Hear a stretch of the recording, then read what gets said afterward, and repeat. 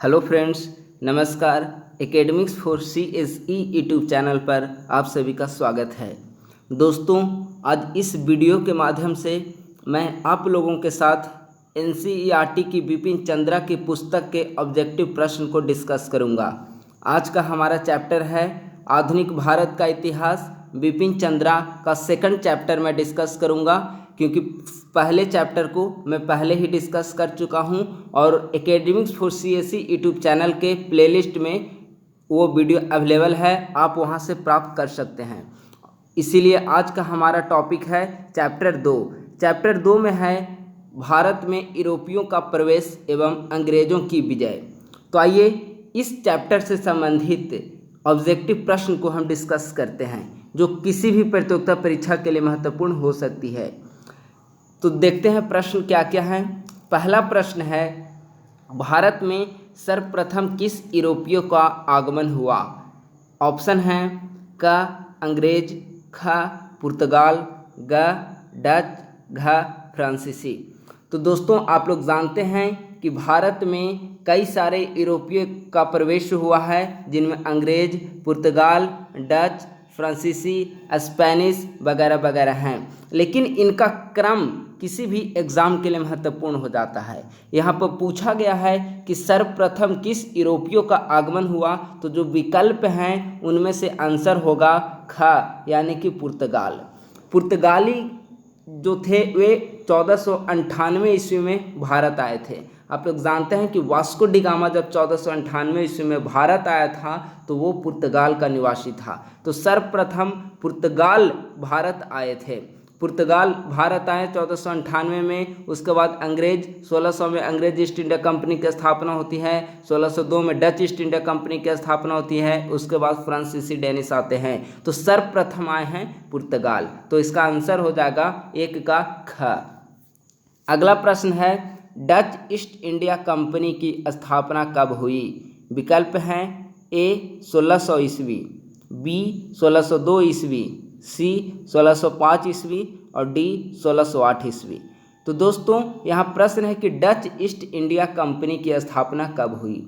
आप लोग जानते हैं कि जब भारत में यूरोपियों का प्रवेश हो रहा था तो सभी जितने भी यूरोपीय कंट्रीज भारत आ रहे थे उन्होंने कंपनी की स्थापना की थी। उदाहरण के लिए 1600 ईस्वी में अंग्रेज ईस्ट इंडिया कंपनी की स्थापना हुई थी। उसी तरह से 1602 ईस्वी में डच ईस्ट इंडिया कंपनी की स्थापना हुई थी। तो डच ईस्ट इंडिया कंपनी की स्थापना कब हुई? तो इसका आंसर हो जाएगा बी, यानी कि 1602 ईस्वी। अब प्रश्न उठ सकता है कि डचों की पहली फैक्ट्री भारत में कब और कहाँ खोली गई? तो डचों की जो पहली फैक्ट्री थी, कंपनी 1602 ईस्वी में बनी, लेकिन भारत में पहली फैक्ट्री 1605 ईस्वी में मसूलीपट्टनम में बनाई गई। तो आंसर होगा कि डच ईस्ट इंडिया कंपनी की स्थापना तो 1602, यानी कि ख। अगला प्रश्न है, वाडियाबास का युद्ध कब एवं किसके मध्य हुआ था? विकल्प हैं क 1757 ईस्वी में हुआ, अंग्रेज एवं फ्रांसीसी के मध्य, ख 1760 ईस्वी में हुआ, डच एवं फ्रांसीसी के मध्य, ग 1760 ईस्वी में अंग्रेज एवं फ्रांसीसी के मध्य, घ 1763 ईस्वी में अंग्रेज एवं डच के मध्य। तो दोस्तों, जो वाडियाबास का युद्ध है वह 1760 ईस्वी में लड़ा गया था। अंग्रेज एवं फ्रांसीसियों के मध्य लड़ा गया था। आप लोग जानते होंगे कि जब प्लासी का युद्ध हुआ था 1757 ईस्वी में, इसके बाद जब अंग्रेज़ों की वहाँ विजय हुई थी बंगाल में 1757 में प्लासी के युद्ध में, उसके बाद से अंग्रेज भारत में अपनी सीमा का विस्तार करना चाह रहे थे और उसमें सबसे बड़ी जो रोड़ा थी तत्कालीन समय में वे फ्रांसीसी थे। अतः फ्रांसीसियों को उन्होंने परास्त किया 1760 ईस्वी के वाडियाबास का युद्ध में, और उसके बाद से अपनी सीमा विस्तार के कोई भी निर्बाध तरीके से उन्होंने अपनी सीमा का विस्तार किया। तो इस तरह से वाडियाबास का युद्ध 1760 ईस्वी में अंग्रेज एवं फ्रांसीसी के मध्य हुआ। तो इसका आंसर हो जाएगा सी, यानी कि ग। अगला प्रश्न है, सुरक्षित घेरे की नीति का प्रतिपादन किसने किया था? सुरक्षित घेरे की नीति विकल्प हैं क लॉर्ड हेस्टिंग्स, ख लॉर्ड कॉर्नवालिस, ग लॉर्ड डलहौजी, घ लॉर्ड ब्लेजली। तो दोस्तों सुरक्षित घेरे की नीति जो है वह सुरक्षित घेरे की नीति लॉर्ड हेस्टिंग्स की पॉलिसी रही है। तो इसका आंसर हो जाएगा का लॉर्ड हेस्टिंग्स। भारत में अंग्रेजों ने अपनी साम्राज्य विस्तार के लिए कई तरह की नीतियां बनाई थी। जैसे एक तो सुरक्षित घेरे की नीति थी जो लॉर्ड हेस्टिंग्स द्वारा लाई गई थी। दूसरी सहायक संधि की पॉलिसी थी जो 1798 ईस्वी में लॉर्ड वेलेस्ली के द्वारा लाई गई थी। उसी तरह से हड़प की नीति हड़प की नीति को लॉर्ड डलहौजी ने लाया था। तो इस तरह से अंग्रेज़ों ने भारत में साम्राज्य विस्तार के लिए कई सारी नीतियां बनाई थी, कई सारे पॉलिसी बनाए थे, और उनमें एक पॉलिसी जो थी वो सुरक्षित घेरे की नीति थी जो कि लॉर्ड हेस्टिंग्स के द्वारा बेसिकली यूज़ किया गया था। तो इसका आंसर हो जाएगा का। अगला प्रश्न है, हड़प की नीति के तहत सर्वप्रथम किस क्षेत्र का अधिग्रहण किया गया एवं कब किया गया। अभी हमने डिस्कस किया कि हड़प की नीति लॉर्ड डलहौजी के द्वारा लाई गई थी। लॉर्ड डलहौजी 1846 से आपका 52-53 तक लॉर्ड डलहौजी भारत में गवर्नर जनरल रहे हैं, 56 ईस्वी तक रहे हैं, और इसीलिए उन्होंने जो हड़प की नीति लाई थी। तो प्रश्न है कि उस नीति के तहत सर्वप्रथम किस भारतीय क्षेत्र का अधिग्रहण किया गया और कब किया गया। ऑप्शन है का झांसी 1846, नागपुर 1854, सतारा 1848 और अवध 1856। तो इसका आंसर हो जाएगा सी, सतारा 1848 ईस्वी में। लॉर्ड डलहौजी 1848 से 1856 ईस्वी तक भारत में गवर्नर जनरल के रूप में रहे हैं, और उस दौरान उन्होंने हड़प की नीति का प्रतिपादन किया था, और इसके तहत सतारा, नागपुर, झांसी, अवध कई सारे प्रदेशों के उन्होंने ब्रिटिश साम्राज्य का भाग बनाया था। लेकिन सर्वप्रथम सतारा को 1848 ईस्वी में एडॉप्ट किया गया था।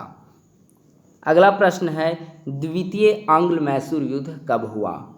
का 1767 से 69, 67 to 69, 1770 से 75, 80 से 84, 76 से 80। दोस्तों द्वितीय आंग्ल मैसूर युद्ध, आप लोग जानते हैं कि अंग्रेज एवं मैसूर के मध्य कुल 4 युद्ध हुए हैं। प्रथम आंग्ल मैसूर युद्ध, द्वितीय आंग्ल मैसूर युद्ध, तृतीय आंग्ल मैसूर युद्ध और चतुर्थ आंग्ल मैसूर युद्ध।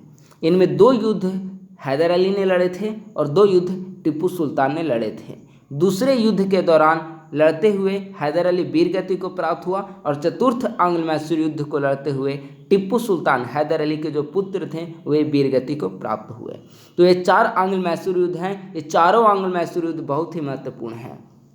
तो अगर पहला आंग्ल मैसूर युद्ध का प्रश्न होता तो पहला आंग्ल मैसूर युद्ध 1767 से 69 में हुई है। दूसरा आंग्ल मैसूर युद्ध 1780 से 84 में, तीसरा आंग्ल मैसूर युद्ध 1790 से 92 में, और चौथा आंग्ल मैसूर युद्ध 1799 ईस्वी में हुई है। तो यहाँ प्रश्न है कि द्वितीय आंग्ल मैसूर युद्ध कब हुई, तो इसका आंसर होगा सी, यानी 1780 से लेकर 1784 ईस्वी तक। अगला प्रश्न देखते हैं, प्लासी के युद्ध के बाद किसने कहा था कि भारत के लिए शाश्वत दुख की काली रात का आरंभ हुआ। दोस्तों ये जो प्रश्न है वो बिपिन चंद्रा में दिया हुआ बहुत ही महत्वपूर्ण प्रश्न है कि प्लासी का युद्ध जब हुआ तो उसमें अंग्रेज़ों की विजय हुई। सिराजुद्दौला जो बंगाल के तत्कालीन समय में जो शासक थे उसकी पराजय हुई। तो प्लासी के युद्ध के बाद जिस तरह से भारत में अंग्रेजों द्वारा निर्लज्जतापूर्ण लूट की प्रक्रिया प्रारंभ की गई, उसी के संदर्भ में बंगाल के एक प्रसिद्ध कवि ने कहा था कि भारत के लिए शाश्वत दुख की काली रात का आरंभ हुआ। अब प्रश्न है कि बंगाल का वो आखिर कौन सा कवि था जिसने कहा था कि प्लासी युद्ध के बाद भारत के लिए शाश्वत दुख की काली रात का आरंभ हुआ। तो दोस्तों इसका आंसर हो जाएगा बी, नवीन चंद्र सेन। ये तत्कालीन समय में बंगाल के एक प्रसिद्ध कवि थे। अगला प्रश्न है, प्रथम आंग्ल मराठा युद्ध के बाद कौन सी संधि हुई। सूरत की संधि, सालबाई की संधि, पुणे की संधि और मद्रास की संधि। तो दोस्तों प्रथम आंग्ल मैसूर युद्ध के बाद कौन सी संधि हुई, इसे जानने से पूर्व हम यह चर्चा करते हैं कि प्रथम आंग्ल मैसूर मराठा युद्ध कब हुआ था। तो प्रश्न है कि प्रथम आंग्ल मराठा युद्ध के बाद कौन सी संधि हुई। तो देखिए प्रथम आंग्ल मराठा युद्ध 1775 से 1782 ईस्वी के बीच लड़ा गया था अंग्रेजों एवं मराठाओं के मध्य। जब 1757 ईस्वी में बंगाल में अंग्रेजों की जीत हुई और सिराजुद्दौला की हार हुई थी, तो उसके बाद से अंग्रेज के सामने अपने साम्राज्य विस्तार के समय जो सबसे प्रमुख चुनौती थे वो दो चुनौतियाँ थी। एक मराठा की चुनौती और दूसरा टिप्पू सुल्तान की चुनौती जो मैसूर का शासक था। तो इसीलिए उन्होंने मराठा की ओर रुख किया, पुणे की ओर रुख किया और उसी दौरान पुणे में आपका अंग्रेज़ों और मराठाओं के बीच युद्ध हुआ। प्रथम आंग्ल मराठा युद्ध 1775 से 1782 ईस्वी, और इस युद्ध की समाप्ति 1782 ईस्वी में हुई सालाबाई की संधि के साथ हुई। यानी कि प्रथम आंग्ल मराठा युद्ध के बाद कौन सी संधि हुई, तो आंसर होगा बी, सालाबाई की संधि, और यह संधि 1782 ईस्वी में हुई थी। अगला प्रश्न है, सहायक संधि को स्वीकार करने वाला पहला भारतीय राज्य कौन था? ऑप्शन है अवध, मैसूर, हैदराबाद एवं कर्नाटक। दोस्तों, अभी हमने ऊपर चर्चा किया था कि भारत में अंग्रेजों ने अपनी सीमा का विस्तार करने के लिए कई तरह की नीतियां अपनाई थी। लॉर्ड हेस्टिंग्स के द्वारा सुरक्षित घेरे की नीति, लॉर्ड वेलेस्ली के द्वारा सहायक संधि की नीति, लॉर्ड डलहौजी के द्वारा हड़प की नीति इनमें प्रमुख थी। तो प्रश्न है कि सहायक संधि को सर्वप्रथम किस भारतीय राज्य ने स्वीकार किया था? तो सहायक संधि 1798 ईस्वी में लॉर्ड वेलेस्ली के द्वारा लाई गई थी, और इसे स्वीकार करने वाला जो पहला भारतीय राज्य था वह हैदराबाद था। हैदराबाद ने 1799 ईस्वी में सहायक संधि को स्वीकार किया था और ऐसा करने वाला वह पहला भारतीय राज्य बना। तो इसका आंसर होगा ग, यानी कि हैदराबाद। दोस्तों, आज का अंतिम प्रश्न है, राजघाट की संधि कब हुई थी? राजघाट की संधि कब हुई थी? 1802 ईस्वी, 1803 ईस्वी, 1805 ईस्वी और 1806 ईस्वी। तो दोस्तों, हमें सर्वप्रथम यह देखना है कि राजघाट की संधि क्या है। तो जो राजघाट की संधि है वह राजघाट की संधि अंग्रेजों एवं मराठा के एक प्रमुख सामंत होलकर के मध्य हुआ था। होलकर जो इंदौर में जिनका शासन था, जो मराठा सेनापति थे, वे होलकर थे। होलकर का, इंदौर के होलकर उसमें प्रमुख थे, और होलकर के साथ अंग्रेजों की संधि हुई थी, राजघाट की संधि, और वह संधि 1806 ईस्वी में हुई थी। तो इस तरह से अंग्रेज एवं मराठा के बीच जो प्रथम आंग्ल मराठा युद्ध हुए, उसके बाद से 20 वर्ष के युद्ध न करने की नीति अपनाई गई थी। तो उसके बाद फिर अंग्रेजों द्वारा मराठाओं में फूट डाला गया और मराठा कई भाग में बांट दिए गए थे। इंदौर का होलकर, पुणे का पेशवा, गायकवाड़, है ना, सिंधिया, ग्वालियर का सिंधिया, ये सब 5 भाग में बढ़ चुके थे, और अंग्रेजों द्वारा एक एक वर्ग को अपने पक्ष में करने का प्रयास किया गया, और इसीलिए मराठा शक्ति भी कमज़ोर हो चुकी थी उस समय तक। और राजघाट की संधि 1806 ईस्वी में अंग्रेजों ने होलकर के साथ की थी। तो दोस्तों, आज का हमारे 10 प्रश्न था। भारत का जो आधुनिक भारत के इतिहास बिपिन चंद्रा की पुस्तक है, उसके 2nd चैप्टर से संबंधित जो ऑब्जेक्टिव सवाल थे उसे हमने यहाँ डिस्कस किया है, और इसके 1st चैप्टर से संबंधित जो ऑब्जेक्टिव सवाल हैं उसका वीडियो इस चैनल के academics for CSE YouTube channel के प्लेलिस्ट में अवेलेबल है, आप वहाँ से इसे प्राप्त कर सकते हैं। दोस्तों, अगर अभी तक आपने हमारे यूट्यूब चैनल को सब्सक्राइब नहीं किया है तो सर्वप्रथम आप इस यूट्यूब चैनल को सब्सक्राइब कर लें, ताकि इस चैनल पे करंट अफेयर्स, NCERT के ऑब्जेक्टिव प्रश्न, या फिर जितने जो समसामयिकी या फिर जो हॉट टॉपिक्स है प्रीलिम्स और मेंस के लिए जो यहाँ पे हम डिस्कस करेंगे, उसका नोटिफिकेशन, उसका अपडेट आपको मिलता रहे। तो सर्वप्रथम आप इस YouTube चैनल को सब्सक्राइब करिए और अपने दोस्तों को भी इसे सब्सक्राइब करने के लिए हिंट्स करें। धन्यवाद।